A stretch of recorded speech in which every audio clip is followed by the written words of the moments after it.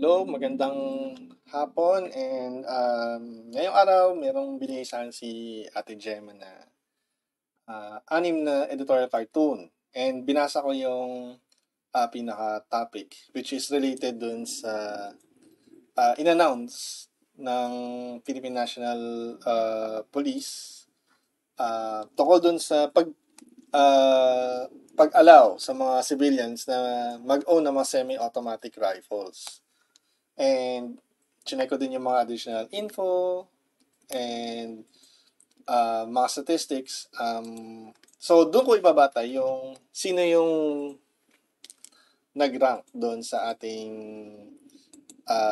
editorial cartoon. So, umpisa natin sa pinaka nasa baba, which is yung pang-anim.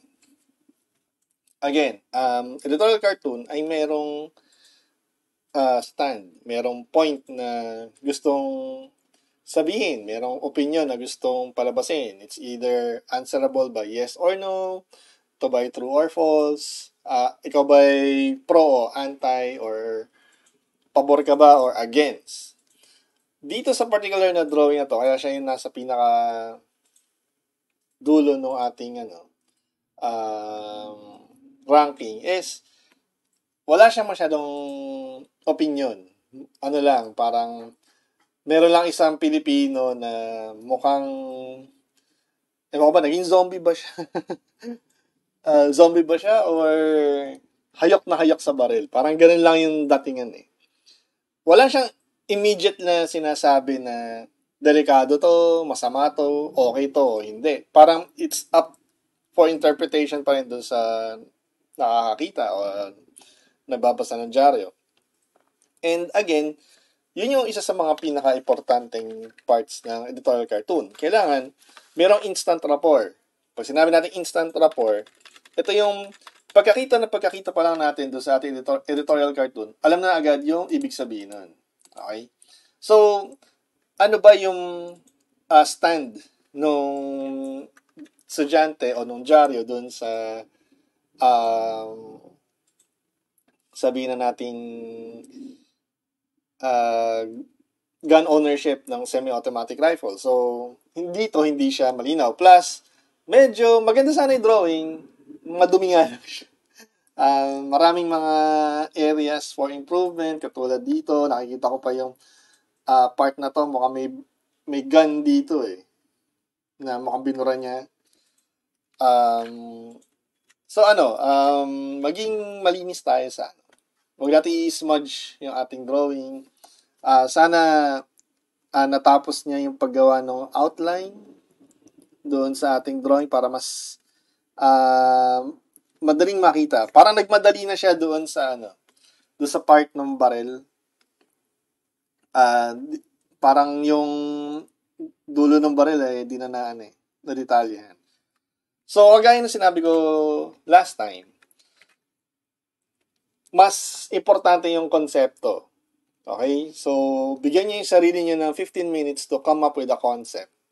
And then, for the rest of the hour, yung 45 minutes remaining, pwede kayong magdagdag ng mga detalye. Pwede nyo gawing detalyado yung baril. Pwede nyo gawing detalyado yung facial feature ng character nyo. Pwede nyo gandahan pa yung salakot na may, talaga siya, hibla-hibla. Na it will take time, pero pwede nyo siyang gawin sa pinakadulo. Pero dito, definitely, hindi mo makikitaan ng opinion. And then, yung word na civilians, actually, pwedeng wala na yan dahil alam naman natin, Pilipino yung pinapatungkulan. So, no need. No need para doon sa text. Pero, medyo weak yung nga niya, yung cartoon na to.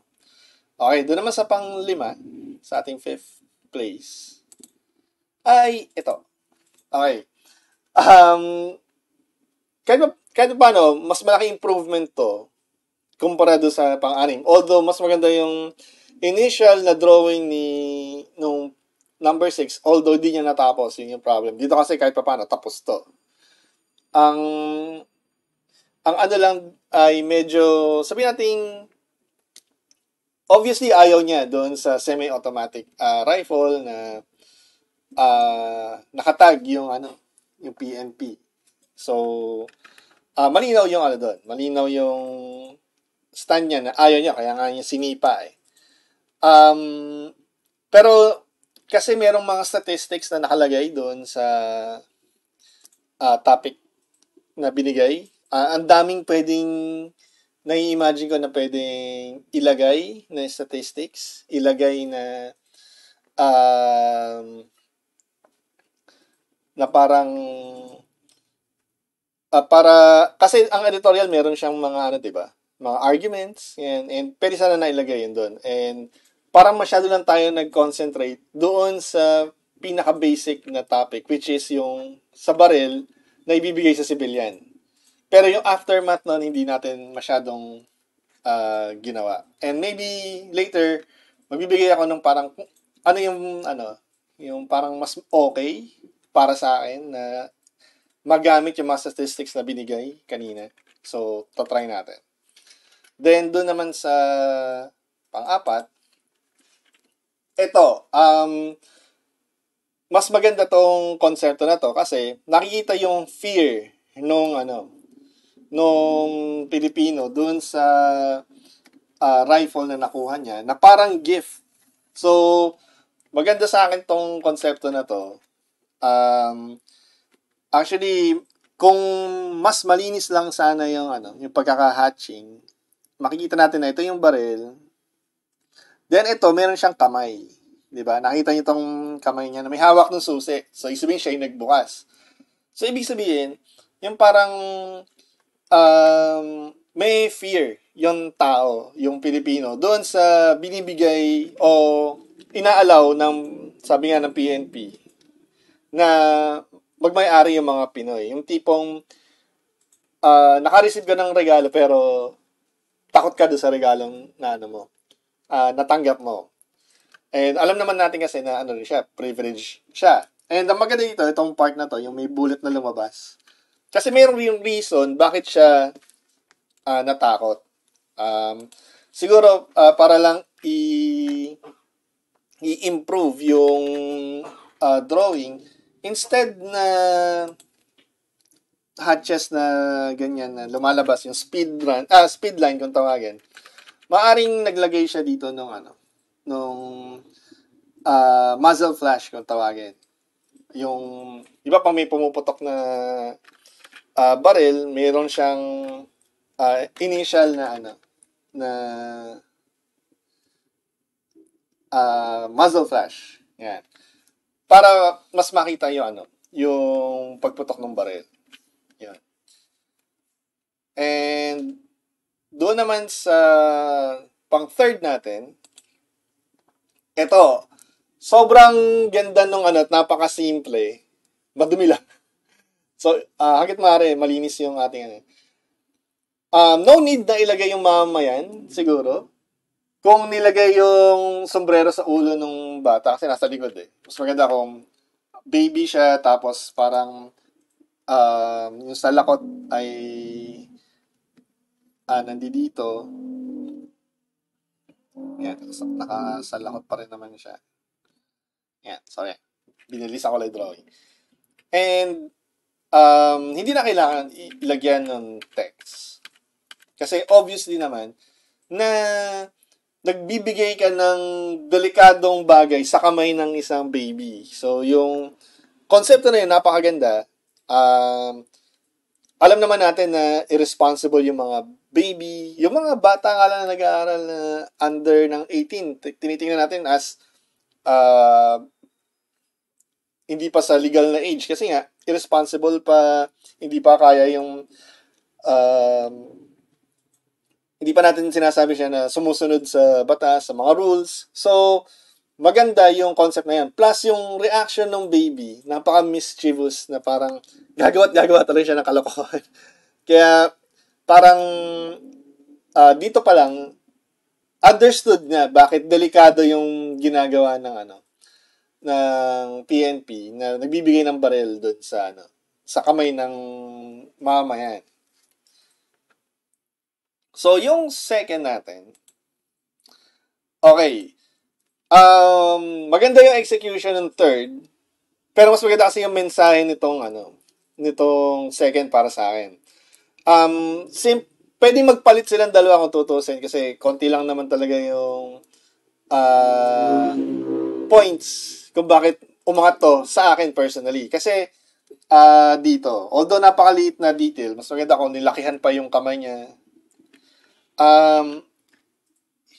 Alam mo yung bagay na hindi ko naman hinihingi ba't mo binibigay sa akin. Alam mo yun, yung parang may ganun siyang ibig sabihin na bakit mo ko bibigyan ng baril, di ba?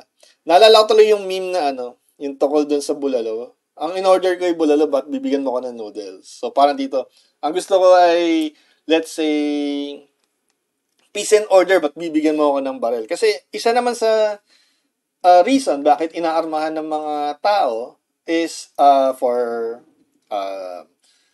self-preservation, protection, ganyan. Isa yan sa mga rason. Dahil na sa US, ganun yung ideology nila pagdating sa baril na good guy with a gun nga daw. Dahil sa sunod-sunod ng mga mass shooting doon, ganun. Pero dito, malinaw na ayaw nung tao, nung Pilipino, yung baril, tapos binibigay sa'yo. Tapos napakaliit niya, na dating sa akin ito, para siya napakalaking responsibility. Di ba? So, yung scale nung baril tsaka ng tao, maganda. Kasi nga, merong ibig sabihin din yung scale na yon na napakalaking responsibility niya. So, ayoko. And mas maganda na mas malaki yung scale nitong PNP kasi sila dapat yung yung naniniguro ng kaligtasan ng mga tao. Pero, sa ganitong gawain o sa ganitong policy, parang sila pa yung nagbibigay ng pahintulot na magkaroon ng o parang pinapaubaya yung responsibility ng peace and order, protect and serve sa mamayan. So maganda yung dating sa akin nung na to at simple lang. Pero yung pinaka nanguna sa akin ay ito. Again, hindi na kailangan ilagay yung innocent people na text dito. Kumbaga, okay na sa atin na naintindihan natin na mga Pilipino yun. Pero, ang natawa kasi ko dito, yung kamay niya, nasa loob ng baril. Parang, naipit siya sa loob ng baril. Na parang, ang dating sa akin syempre, alam naman natin, wag mo nga ipapasok ng daliri mo sa butas nung barrel ng gun, di ba? Tapos dito, meron siyang elites na nilagay.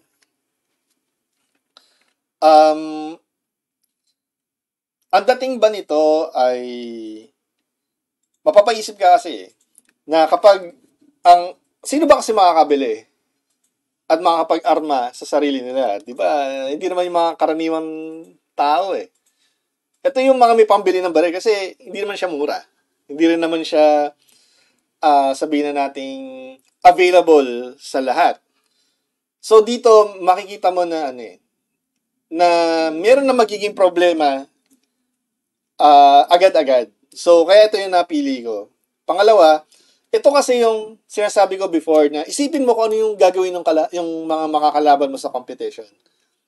Ano yung primary na text na lagi natin nakikita doon sa naunang 5 editorial cartoon, which is PNP. Dito, hindi niya ginamit yung word na yun. Kaya, napaka-fresh niya sa mind ko na siya yung talagang tumatak sa akin kasi siya lang yung hindi niya tiningnan yung ginagawa ng iba. Parang siya yung kakaiba sa the rest. Tiningnan niya doon sa lente ng paano pag mga elitista, mga mayayaman, ang nakahawak ng baril to kasi pinapayagan ng PNP. At dito nga, mga inosenteng tao ang mapapama. Okay, ngayon ko lang na-realize. Extension pala to ng barrel. Hindi pala to yung kamay niya napasok doon kasi ngayon ko lang nakita na ito pala yung pangalawa niyang kamay. So, pero yun nga ang mananatili kasi sa'yo yung yung first impression. So, although dahil nga tinitingnan ko siya na mas matagal, tapos ngayon ko na nakita yung aking mistake. Pero still, effective pa rin siya para sa akin. At yun nga, kung na-judge ng tao na, nakatutok pala sa leeg. Kasi naisip ko, naipit yung kamay niya sa loob ng ano eh. Yun yung unang impression ko kagad eh.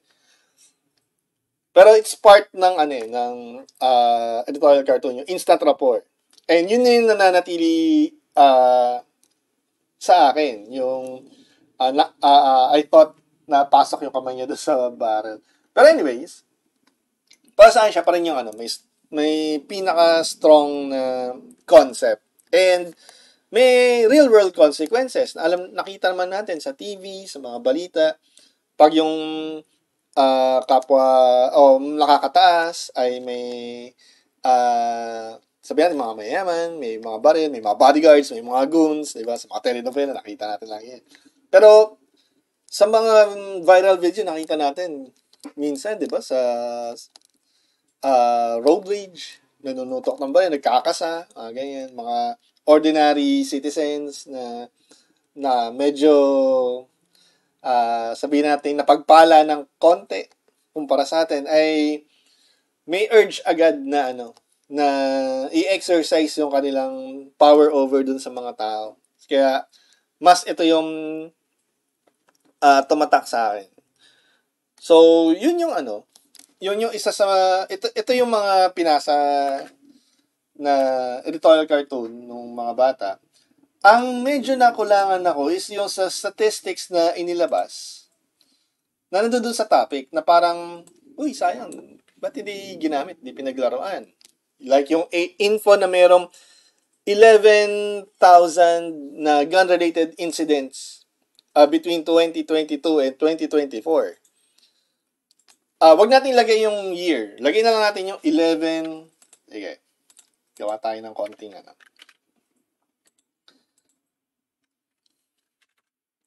Yan, yung statistics ng 11K na gun-related incidents.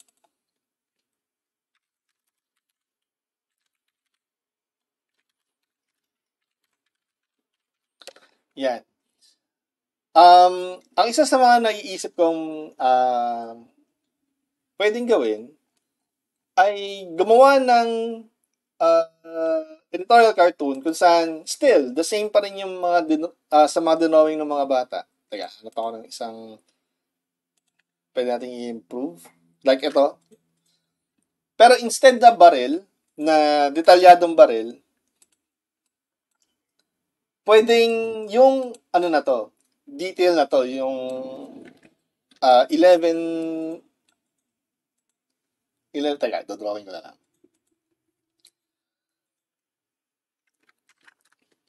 Okay. So, halimbawa, itong part na to nung sight. Diba? Sight to nung gun.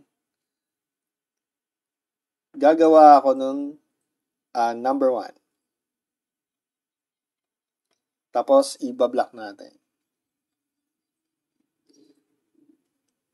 So, medyo ano na to sketching lang. Binibilisan lang natin.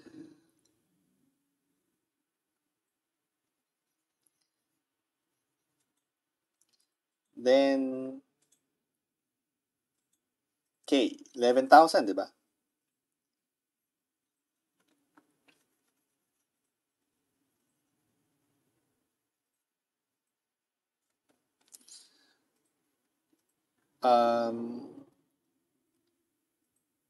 Then, yung gun-related ay naka-forma na parang barrel. So, teka, ayusin natin.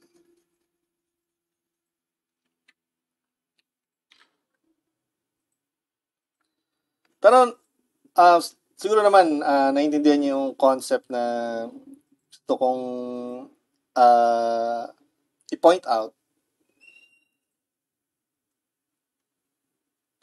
Sorry, pangit ng sulat ko. Teka.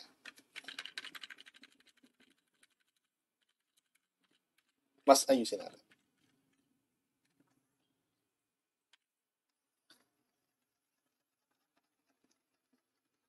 So, kung bibigyan kayo ng, let's say, ng proctor nyo ng, ng mga data, ng mga numbers katulad niyan,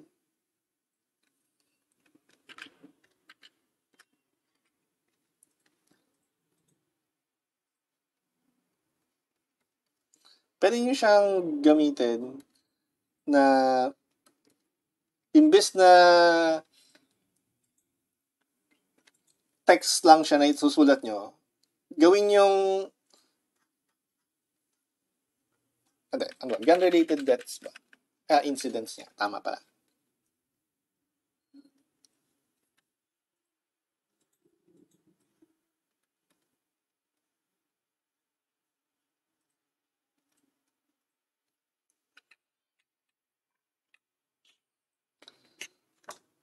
So, mas may impact kapag yung mismong detalye na binigay nila na nandoon sa na nandoon sa paper, yung gagamitin nyo. Okay.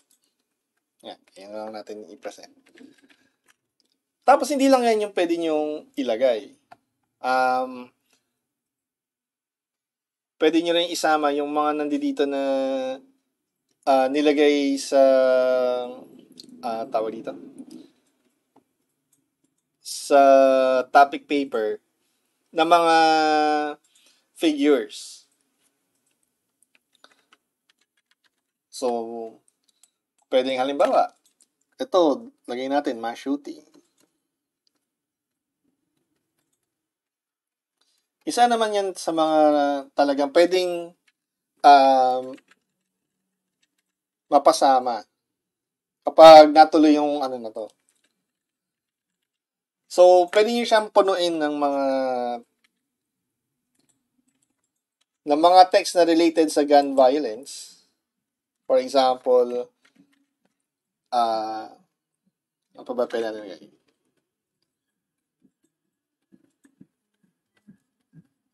Yan. Road rage and so meron tayong mass shooting, meron tayong hinighlight mula doon sa paper na 11K. Siguro lalagyan ko na lang dito ng medyo ninipisan ko lang yung space para magmukha siyang solid.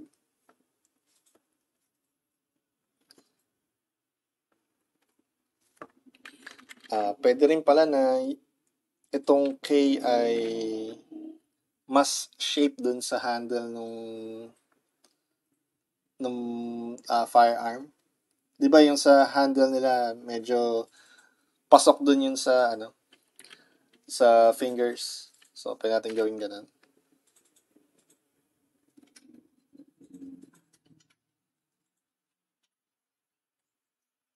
Okay.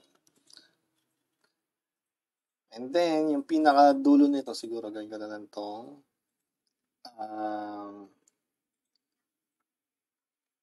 yung sa trigger.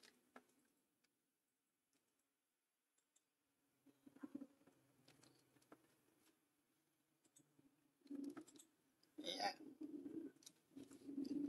So, pwede rin merong parang maliit na sight dito. Okay. So, parang sana naisama yung yung data na binigay kasi sayang naman. Pero, kung gagawa kayo ng mga itong sample, di ba, noong nakaraan, nabanggit ko na limitahan lang yung number ng text na gagamitin sa editorial cartoon. Yun yung mga times na pwede nyong i-break yung rule. Pwede kayong gumawa ng sabihin na nating mga artwork na entirely made up of words. Kuha lang ng isang sample na ginawa ko years ago nung college pa ako. Saan ba yun? Sandali lang. Ito. So, ito yung isa sa mga cartoon na ginawa ko before. Ito ay patungkol sa,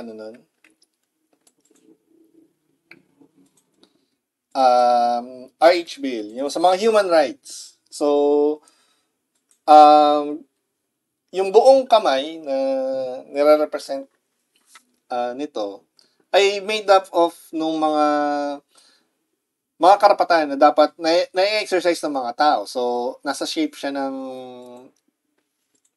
kamay. Pero kung mapapansin nyo, ano lang siya? Puro text lang siya. 'Di ba? Ngayon, yung red na text na to, ito yung mga bagay na humahadlang doon sa idea ng rights na na-exercise dapat ng mga tao. Katulad ng impunity, human rights violations, war on terrorism.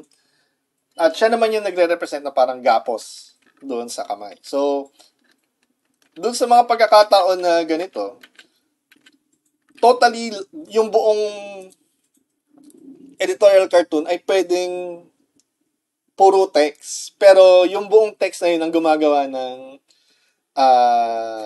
tawag dito, nung form or no artwork. Ngayon, pag gagawa kayo ng ganito, wag na kayo maglalagay ng drawing na, halimbawa, may Pilipino, may tao.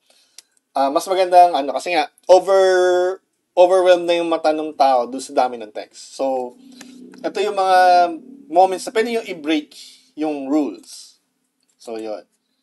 So, maraming salamat po. And sana sa susunod na may papacheck si Ate Gemma, nakarating na tayo sa regional na ba? Tapos national, di ba? So, good luck dun sa mga kasali sa